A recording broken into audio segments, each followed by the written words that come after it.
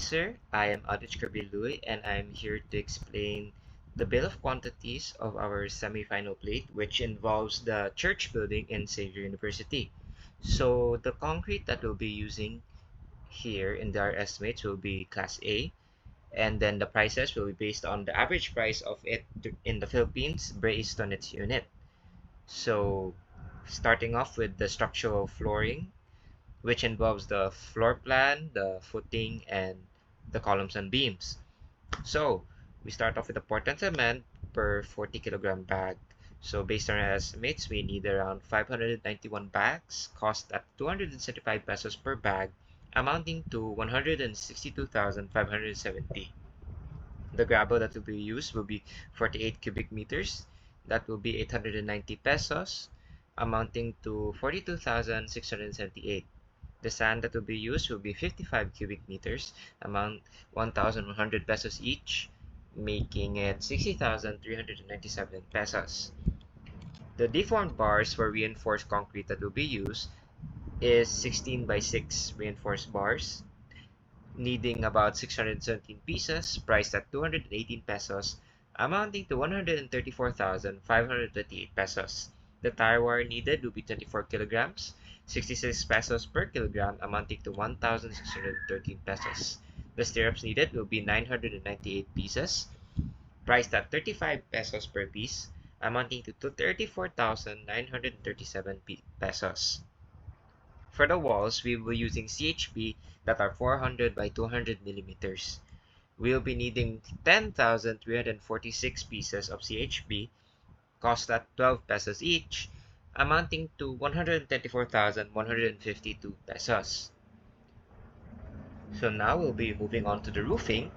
We will be using 32 by 12 feet corrugated GI sheets, needing 549 pieces, priced at 4,805 pesos each, amounting to 2,637,945 pesos. The GI rivets will be 24 kilograms, priced at 500 pesos per kilogram, amounting to 11,850 pesos. For the GI washers, it will be 226 kilograms, amounting to 18,112 pesos. The GI lead washers will be 190 kilograms, amounting to 14,265 pesos. The plain GI sheets will be 50 pieces, amounting to 6,582 pesos. The GI root nails will be 112 pieces, amounting to 78.40 pesos. The number of purlanes that will be used will be 169 kilograms, amounting to 11,333 pesos. So now we'll be moving on to the windows of the structure. So the whole church contains around 13 different types of windows. As you can see, we have specified the size and the type of window it is. So for window 1, we have a 4 by 4.2. It is a steel aperture. There are 26 window ones in total. Costs 8,700 pesos per piece, amounting to 226,200 pesos. Window 2 is 6.4 by 2.8 stained glass. There are 2 of these, amounting to 22,000 all in all. Window 3 is a 7.5 by 2.8 stained glass. There's also 2 pieces, amounting to 26,000. Window 4 is 8.5 by 2.8 stained glass, also 2 pieces, amounting to 30,000. And window 5 is an 11 by 5 stained glass, which costs 27,500. And window 6 is 11 by 1. There are 4 of these, which cost all in all 22,000. So window 7 is a 1.5 by 4.6 stained glass. There are 28 pieces of these, which cost 3,450 each, amounting to 96,600 pesos. Window 8 is a 4.85 diameter stained glass. So this is circular. There's 1 piece of this, which costs 5,455 pesos. Window 9 is a 3.49 diameter stained glass, 2 pieces, amounting to 7,800. Window 10 is a 3 by 0.7 crystal glass, which there are 4 pieces, 4,200. Window 11 is a 3 by 0.8 crystal glass, 4 pieces, 6 pieces, which amounts to 7,200. Window 12 is 2 by 1 crystal glass, 2 pieces, amounting to 2,200. Window 13 is 3 by 2.5 crystal glass, which amounts to 15,000 all in all.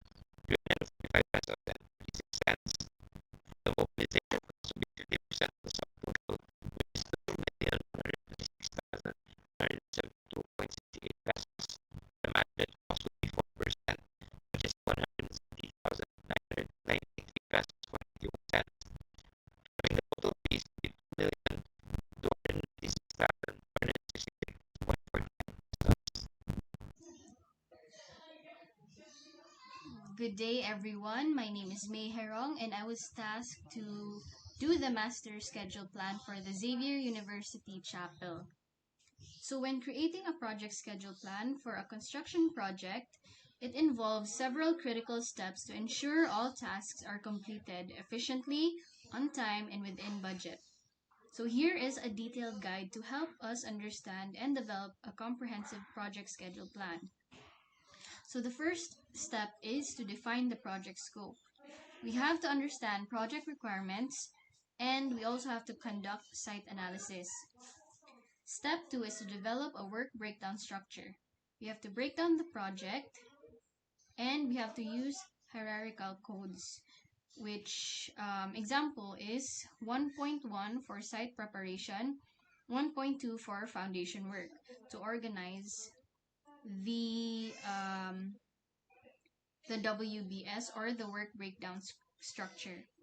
Then step 3 is to estimate durations and resources. So we have to estimate task durations and allocate resources. And then step 4 is to sequence task and identify dependencies. So we have to determine the task order and identify the dependencies. And then step 5 is to create the schedule. So we have to select scheduling software. So we can use software tools such as Microsoft Project, Primavera P6, or simply a Gantt chart software. And then we have to input data and generate the Gantt chart. Then step 6 is to review and optimize the schedule. So we have to review for feasibility and optimize for efficiency. Step 7 is to implement and monitor the schedule. So we have to communicate the schedule by distributing the schedule to all the stakeholders, including project managers, subcontractors, and clients. And we have to ensure that everyone understands their roles, responsibilities, and deadlines. And we also have to monitor the progress. And step 8 is to adjust and update the schedule. We have to address changes promptly and keep detailed records of any changes made to the schedule. And we have to use these records for future reference and to maintain transparency. So, by following these steps, we can create a detailed and effective project schedule plan that will guide our construction project to successful completion. So, in this case, we can find here the project title, the project location, and then the tasks. And so here under the tasks, we can see that there is planning and design, which is done during week 1 to week 4. Budgeting and scheduling, which is done during week 5 to week 8. The site preparation, which is done during week 9 to 12.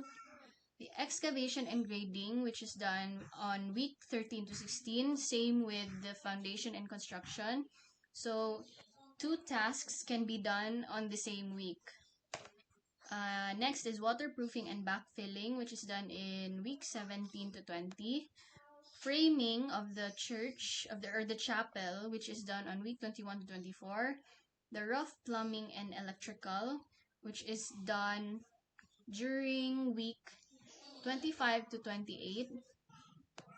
The roofing and exterior siding, which is also done on week 25 to 28. The insulation and drywall, which is done on week 29 to 32. And then the interior finishes on week 33 to 36. The installing of fixtures and appliances done on week 37 to 40. The final plumbing and electrical done on week 41 to 40. Exterior landscaping and driveway. Final inspection and walkthrough. Cleaning and handover, final touch-ups on the last week, which is on week 45 to 48. So that is our master schedule plan for the Xavier University Chapel.